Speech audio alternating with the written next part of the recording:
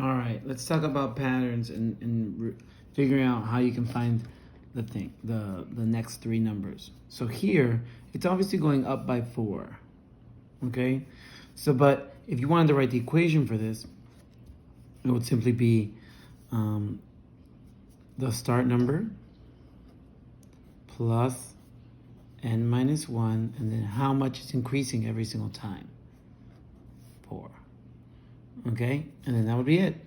You could simplify this. You could do distributive property and leave it as 3 plus 4n minus 4, right? And then combine like terms, and you could be left with 4n minus 1. There you go. This will, if you pick 1, you put it in here, and you'll get 3. If you put 2 in the formula, you'll get 7. If you put 3 in the formula, you'll get 11. You put 4 in the equation, you put 15, and it'll tell you the next 2.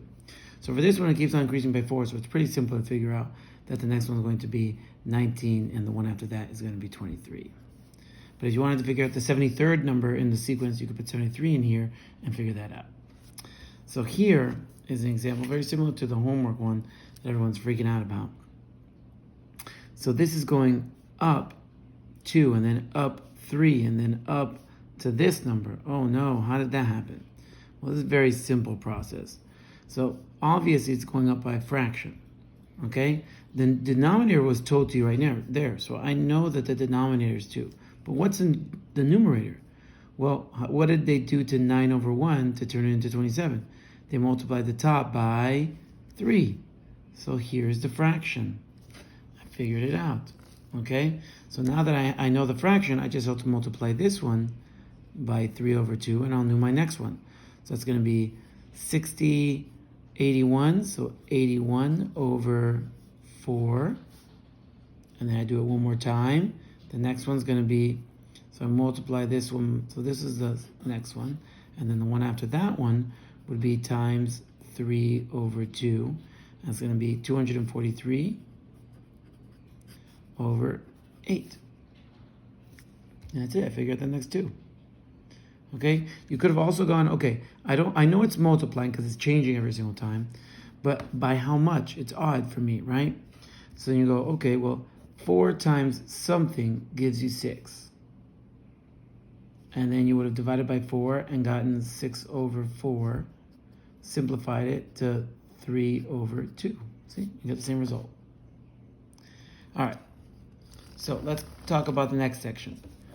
So an if and then statement, or a conditional statement, if you get a perfect paper, then you got a 100%. The converse, now the original is represented with P and Q. So hypothesis is P, which is all this, from here all the way to here. And the conclusion is Q, is over here. So converse is, instead of P then Q, it's Q then P. Okay? So we'd flip the statement. So you would write, if you got 100%, then you get a perfect paper. So I just flipped P and Q. That's the converse. The inverse is when you negate the hypothesis and the conclusion. So you're not going to move anything for inverse. You're simply going to negate it. So you're going to see the opposite of what's saying. So if you do not get a perfect paper, so you negate P. If you do not get a perfect paper, then you did not get 100%. Negate Q. Okay? Contrapositive is both of these put together. So not only are you flipping them, so you have Q and then P, but you're also negating the Q and negating the P. So the statement will now read, if you do not get 100%, then you did not get a perfect paper.